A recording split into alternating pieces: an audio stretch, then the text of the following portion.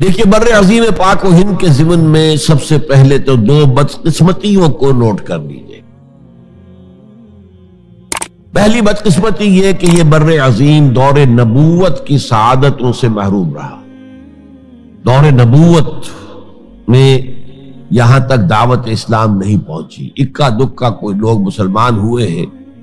مالابار کا کوئی راجہ تھا جس نے شق القمر کا معجزہ اپنی آنکھوں سے دیکھا تھا۔ اسے جب معلوم ہوا یہ تو اصل میں ایک عرب میں پیدا ہونے والے رسول کی انگلی کے اشارے سے ہوا تھا تو وہ ایمان لے آیا۔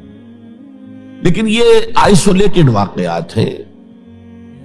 بحیثیت مجموعی بر عظیم پاک و ہند دور نبوت کی برکات سے محروم رہا۔ پھر یہ کہ دور خلافت راشدہ کی برکات سے بھی محروم رہا۔ یہاں اسلام کسی قابل ذکر حیثیت میں آیا ہے دور بنی امیہ میں، وہ بھی کسی دعوت و تبلیغ کے مثبت مقصد کے لیے نہیں، بلکہ ایک انتقام اور بدلے کے لیے کہ کچھ مسلمان تاجروں کا ایک بحری قافلہ جو سرندیپ سے لنکا سے جا رہا تھا عرب کی طرف، اسے یہاں کراچی کے قریب، اسے یہاں کے سندھی ڈاکوؤں نے لوٹ لیا۔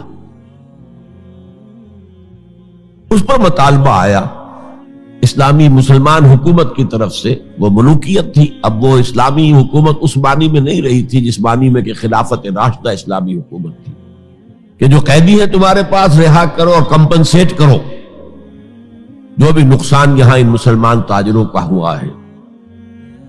جب اس کے جواب میں بالکل منفی رد عمل موصول ہوا تو پھر چڑھائی کا فیصلہ کیا گیا، گویا کہ یہ ایک سزا دینے کی ایک مہم تھی۔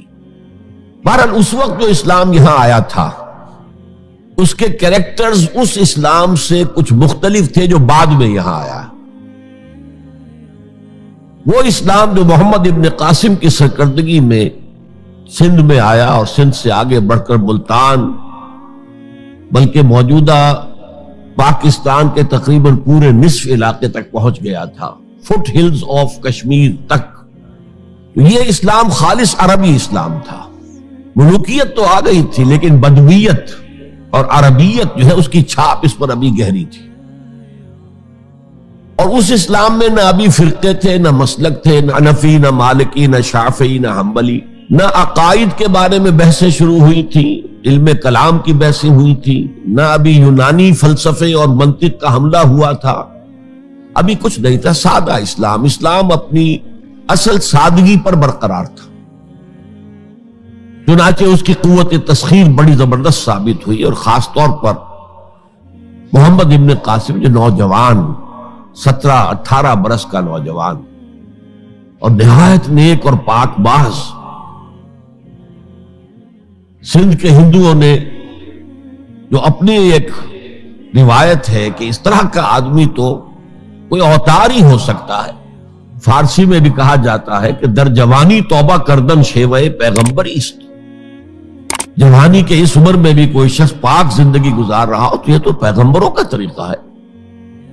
اور ہندوستان میں تصور پیغمبروں کا نہیں تھا، اوتاروں کا تھا، تو اسے بھی ایک اوتار سمجھ کر اس کی مورتیاں تراش کر مندروں میں رکھ لی گئیں اور ان کو پوجا جانے لگا۔ یہی چیز اس کے لیے خطرے کا سبب بن گئی، کیونکہ اب بیک ہوم اسلام کا جو اصل گھر تھا عرب، اس میں ملوکیت آ چکی تھی، اور ملوکیت کبھی اسے برداشت نہیں کر سکتی کہ کوئی اور شخص اتنا پاپولر ہو جائے کہ اسے چیلنج کر سکے۔ لہذا محمد بن قاسم کو بلایا گیا اور شہید کر دیا گیا۔ اب اس کے بعد ظاہر بات ہے کہ وہ اسلام ریسیڈ کرنا شروع ہوا، واپس آنا شروع ہوا۔ اس کے کچھ اثرات اس علاقے میں رہ گئے لیکن اسلام کی واپسی ہو گئی۔ یہ اسلام کا پہلا ورود تھا بر عظیم کی سرزمین پر۔ اس کے بعد اسلام آیا ہے 300 برس بعد، اور اب یہ آیا ہے شمال مغربی سرحدی صوبے میں جو درے ہیں کوہ سلیمان میں، کوہ ہندو کش اور کوہ سلیمان میں، درہ خیبر ہے، درہ ٹوچی ہے، درہ گومل ہے، درہ بولان ہے، یہاں سے آنا شروع۔ اس اسلام کی خصوصیات کچھ اور تھی۔ ان 300 سالوں میں فقہی مسالک بھی پیدا ہو چکے تھے، حنفی، مالکی، شافعی، حنبلی، ان کے درمیان اختلافات بھی تھے، بحثیں بھی تھیں، مناظرے بھی تھے۔ دوسرے ایک خاص جو ہے تصوف کا فن جو ہے وہ بہت ترقی کر چکا تھا، اور اس میں اکثر و بیشتر وحدت الوجود کا تصور اس کی بنیاد میں موجود تھا۔ تیسری بات یہ نوٹ کیجئے کہ یہاں جو لوگ آئے وہ سب حنفی تھے، اور یہ ترک قبائل ہی تھے در حقیقت، اور ترکوں میں سے بھی غلام لوگ تھے، اسی لیے پہلا خاندان مسلمانوں کا یہاں خاندان غلاماں کہلاتا ہے۔ ترک غلام تھے یہ، جو اپنی ذاتی صلاحیت اور اپنی استعداد کی بنا پر ترقی کرتے کرتے بادشاہت کے مقام تک پہنچے۔ عالم اسلام میں اس وقت 2 عظیم جگہوں پر غلاموں کی حکومت تھی، اور اس سے اندازہ ہو سکتا ہے کہ اسلام میں غلاموں کا فیوچر کتنا روشن ہے۔ ممالک، مملوک، یہ مصر میں حکمران تھے، وہ بھی غلام تھے۔ خاندان غلامہ، قطب الدین ایبک، شمس الدین التتمش، یہ سب کون تھے؟ غلام تھے۔ بہرحال اب جو اسلام آیا اس میں قیادت کی ایک تسلیس پیدا ہو چکی تھی، توحیدی شان نہیں رہی تھی۔ خلافت راشدہ میں قیادت توحیدی تھی، خلیفہ وقت ہی حاکم بھی تھے، خلیفہ وقت ہی مجتہد بھی تھے، عالم بھی تھے، اور وہی سب سے بڑے اللہ والے بھی تھے۔ لیکن اس کے بعد جو اسلام میں قیادت جو ہے مسلمانوں کی 3 شاخوں میں بٹ گئی۔